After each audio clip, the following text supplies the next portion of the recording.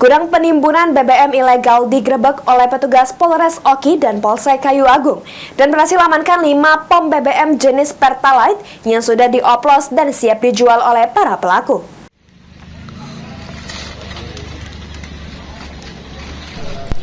Puluhan dirijen ini disita oleh polisi dari sebuah gudang penimbunan dan pengoplosan BBM ilegal di Desa Tanjung Lubuk, Kecamatan Kayu Agung, Kabupaten Oki.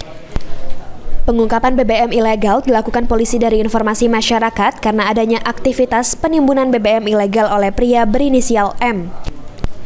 Usai memperoleh informasi dan melakukan penyelidikan, benar di lokasi didapati gudang yang terindikasi melakukan aktivitas pelanggaran pidana migas. Polisi pun berhasil mengamankan barang bukti 5 ton BBM ilegal terdiri dari bahan bakar minyak mentah yang akan diolah oleh tersangka menjadi Pertalite. Tindak pidana migas ini dari hasil informasi yang kami dapat, kemudian kami melakukan penyelidikan dan benar ada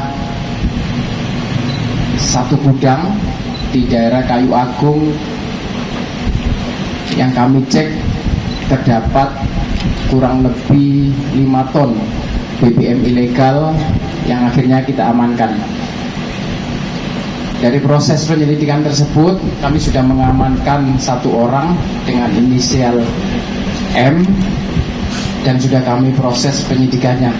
Ini berwarna hijau, ini adalah campuran dari minyak mentah yang nantinya akan diproses dan diaduk sehingga akan mirip seperti Pertalite. Dari gudang tersebut, polisi juga menyita sejumlah barang bukti lain berupa cairan kimia dan bahan pewarna untuk mengoplos minyak mentah dan menyerupai BBM jenis Pertalite.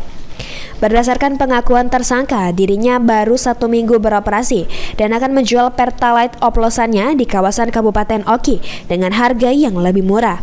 Atas perbuatannya tersangka dijerat dengan pasal 54 junto pasal 28 Undang-Undang Nomor 22 Tahun 2001 tentang migas dengan ancaman 6 tahun penjara. Novan Wijaya, PAL TV.